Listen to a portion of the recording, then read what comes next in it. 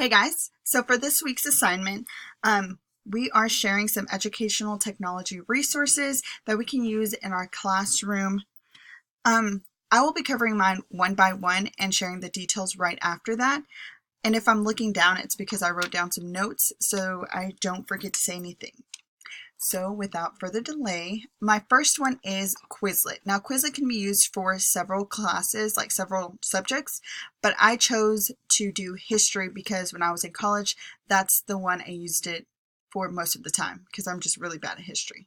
So in my example here, I created a study set for the major eras of Texas history. So students can create their own study set, or you can assign a study set that you've created to them by creating classrooms and adding students into it. It's basically a digital set of flashcards. It looks like this when you're creating it. So you write down your word and then the definition, and you can also add in a picture. So if you go to add and remove terms, and that'll usually say create. So here we have the editable location. If you click the icon, it'll pop up pictures that can help students remember and connect visuals to the definition. So that can help with students that are visually impaired.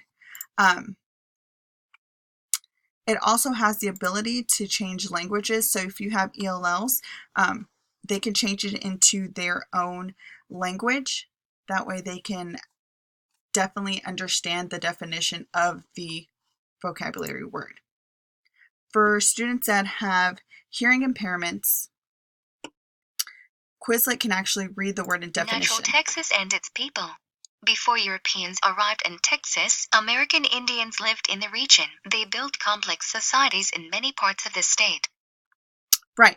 So another benefit of assigning Quizlet sets to students is students who have special education needs. You can assign them pre-made sets so that way that they are able to receive the accommodations they need. Quizlet also offers different ways of learning it. You can practice writing it out, so it'll give you the definition and then you type in the answer, and every time you type in something wrong, it'll record it and then it'll ask you again. It'll give you the correct answer. You can listen to the correct answer. Texas in the Great Depression and World War II. You can listen to the actual question, and once it has gone through the full set, it'll go back through the ones that you missed. It also has that one in the spell version, so it says it audibly, and then you type it in.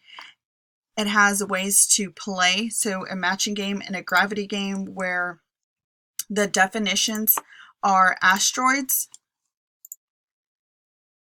and then you type in the answers to basically destroy the asteroid. So it's kind of a fun, interactive way to continue to learn. And then the last thing that I really like about Quizlet is that they create quizzes students can take so they can test their skills. So here we have a short answer like type in, matching, multiple choice, and true false. So all the basic types of questions that students would see in a normal test. Next up, we have Brain Pop. So this is another one that can be used for multiple subjects, but I paired it with math because I know a lot of the math teachers on our campus use it.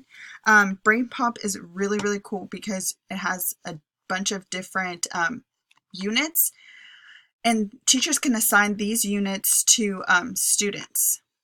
Brain Pop also offers a Brain Pop ELL, so for English language learners, or if you're trying to do math for ELLs, you can pick Brain Pop Espanol, Brain Pop Francais. I think that's how you say it. It can also be used with sped accommodations by giving different levels of difficulty. So for my example on this one, we're just going to click numbers and operations and get the freebie, which is division.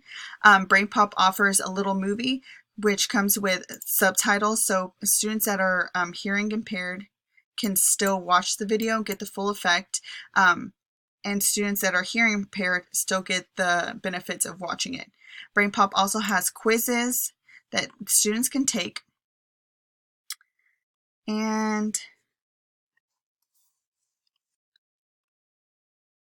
you can make a movie, so it allows students to create things and various activities. And these can all be assigned by the teacher to the students and be taken for a grade. So they can review first, grade, and then the graded one is stored and given to the teacher.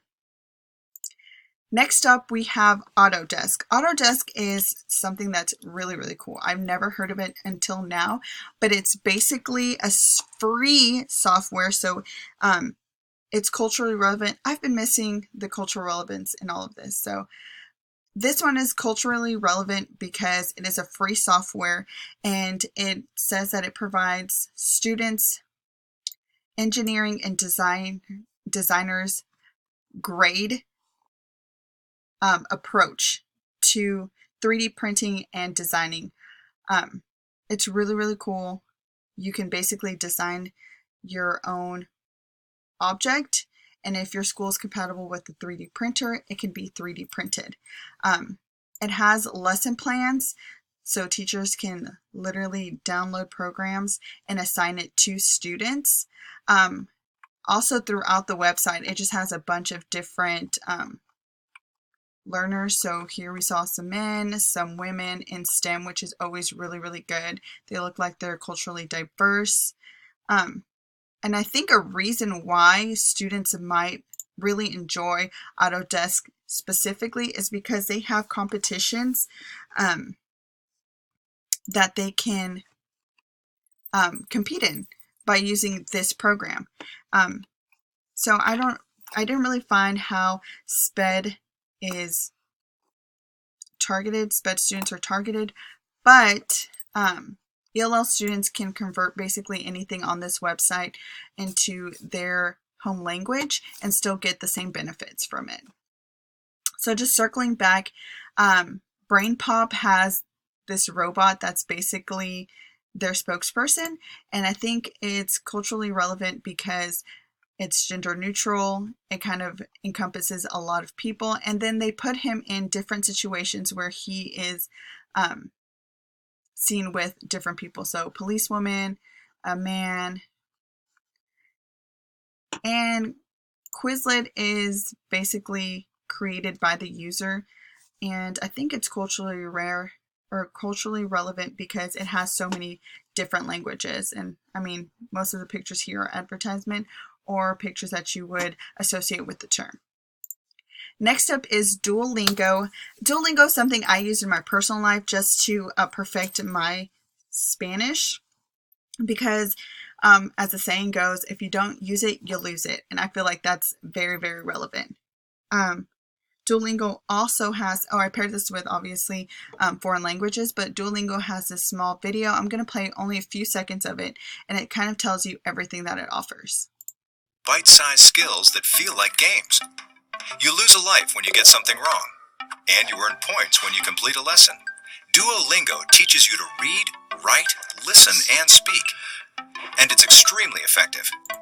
All right, so from just that, you can see how Duolingo is interactive and attention-grabbing to students. It also takes into consideration students with visual impairments because it's talking about showing students how to speak and speak the language. I'm sorry, I lost my train of thought. And then it is sensitive to students with hearing impairments because it also teaches students how to read and write the language, which will help them in other aspects when traveling or just using their foreign language.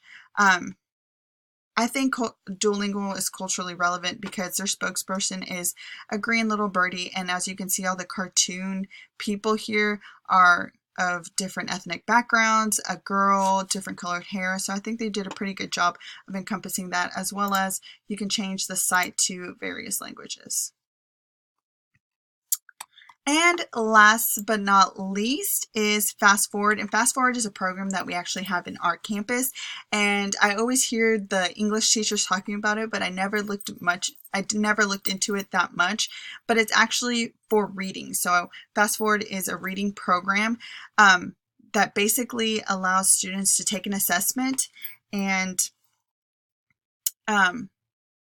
measures their reading level and then gives them certain tasks and adventures for them to move on to the next level of their reading levels, basically. So as you can see, you can go from K through 5 and then 6 through 12, smart technology. But I really wanted to highlight Fast Forward because it literally has a whole tab about who's it for. So it's targeted, it targets everyone, but it has main components for readers that are struggling, ELLs, students with dyslexia, auditory processing disorders, autism, and special education students.